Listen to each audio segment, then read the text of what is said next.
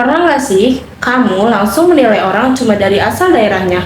Kayak misalnya, dia mah orang Batak, pasti orangnya keras. Atau dia mah orang Jawa, pasti orangnya halus.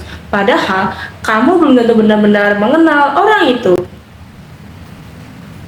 Halo semua, perkenalkan nama saya Reviana Nail Albiana Ilvara dengan NIM 2484110009 dari Prodi Komunikasi dan Penyiaran Islam.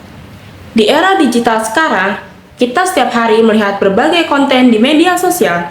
Tapi, tanpa kita sadari, banyak dari konten tersebut justru membentuk cara kita memandang budaya lain.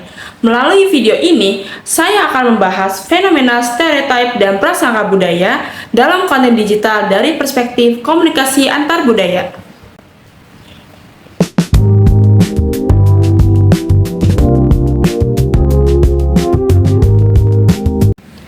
Jika kita perhatikan, saat ini banyak konten di TikTok atau di Instagram yang mengangkat perbedaan antar suku atau budaya.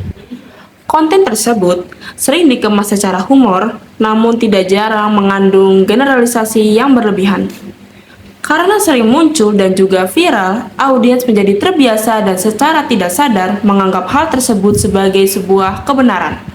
Padahal, setiap individu memiliki karakter yang berbeda dan tidak dapat disamaratakan hanya berdasarkan dari latar belakang budayanya.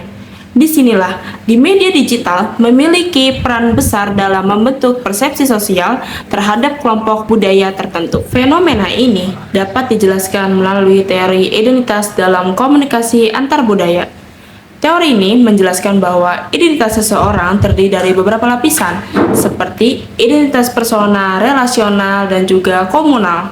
Dalam konteks media digital, seringkali terjadi perbedaan antara identitas yang dimiliki seseorang dengan identitas yang dilabelkan oleh orang lain, yang dikenal sebagai identity gap.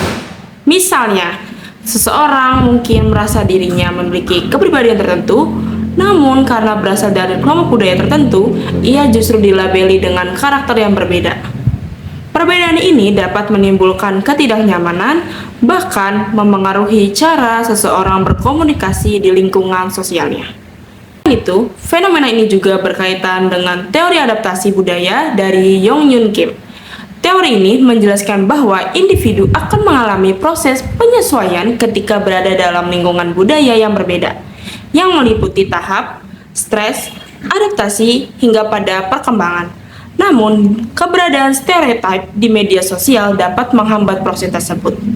Individu yang terus-menerus menerima label atau prasangka terhadap budayanya dapat merasa tidak nyaman sehingga mengalami kesulitan dalam beradaptasi di lingkungan sosial yang baru. Sinanggar Tullo, vamos again!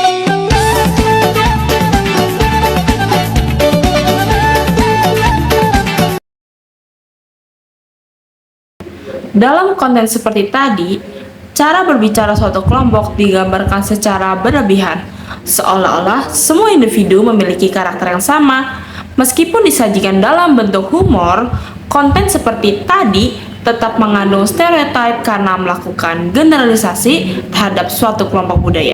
Jika dikaitkan dengan teori identitas, hal ini menunjukkan adanya perbedaan antara identitas asli individu dengan label yang diberikan oleh masyarakat.